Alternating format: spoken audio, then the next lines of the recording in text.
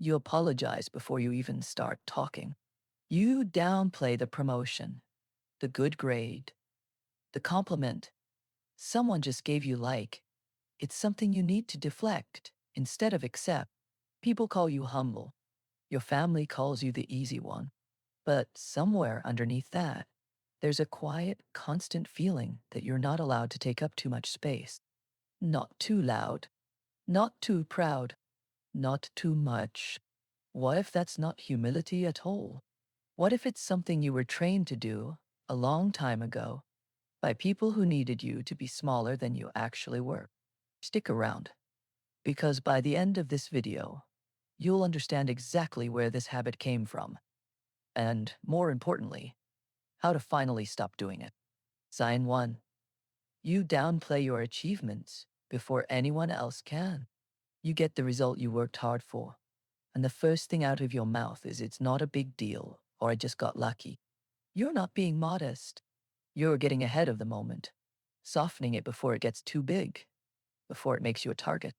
Because somewhere along the way, being noticed didn't feel safe. It felt like a setup for criticism, jealousy, or being knocked back down.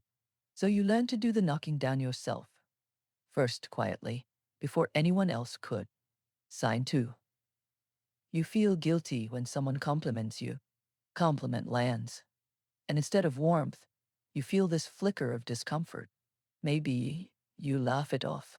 Maybe you immediately compliment them back, just to balance the scale. Praise was never simple in your house. Maybe it came with strings conditional, rare, or followed by a comparison to someone else. So now, even genuine kindness triggers a kind of alarm. Your nervous system doesn't know how to just receive something good without flinching. Sign 3. You apologize for things that aren't your fault. Someone bumps into you, and you say sorry. You ask a simple question at work, and you preface it with sorry to bother you. This isn't politeness anymore. It's a reflex built from years of feeling like your presence itself was an inconvenience. Maybe you grew up sensing that your needs were extra weight on someone else's day. So apologizing became your way of asking permission just to exist in the room. Sign 4. You make yourself smaller in group settings. You have the answer, the idea, the opinion, and you sit on it. You wait for someone else to say it first, and then you quietly agree instead of leading. Speaking up, in your early life, may have meant getting overridden, mocked, or ignored anyway. So you adapted. You learned that staying quiet was safer than being dismissed. Cost is that now. Even when you're right, even when you have something valuable to say, your default is silence. Sign 5.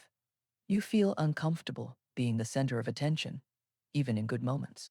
Your birthday, a celebration, a moment where all eyes are on you, and instead of enjoying it, you want it to be over. You deflect, you change the subject, you make a joke. Being seen, fully and directly, doesn't feel like a gift. It feels exposing. If attention in your childhood often came attached to criticism or comparison, then being watched closely started to register as danger, not love. Sign 6. You shrink your needs to avoid being too much. You don't ask for what you actually want. Not in relationships, not at work, not even with friends.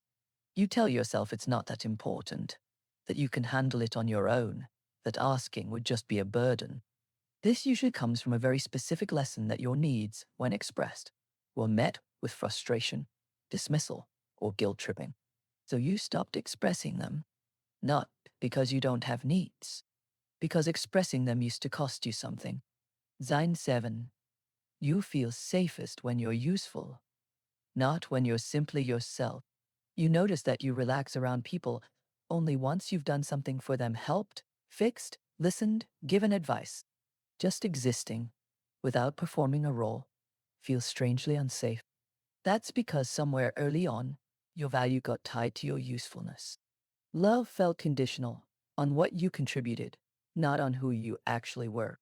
So being just you, with nothing to offer, started to feel like a risk.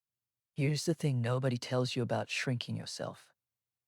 It doesn't actually protect you.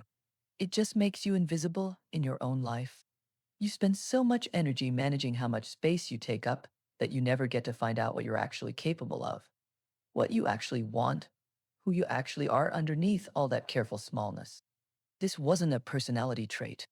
It was a strategy, a smart one, actually for a kid who needed to stay safe in an environment that didn't make room for them. But you're not in that environment anymore. And the strategy that once protected you is now the thing keeping you stuck. Noticing this isn't about blaming anyone. It's about finally understanding yourself with some compassion instead of confusion. You didn't choose to shrink. You were taught to. And now, slowly, you get to choose something different. If even one of these hit close to home, let me know in the comments which one and if you want to understand what to actually do about it. That's exactly where we're going next.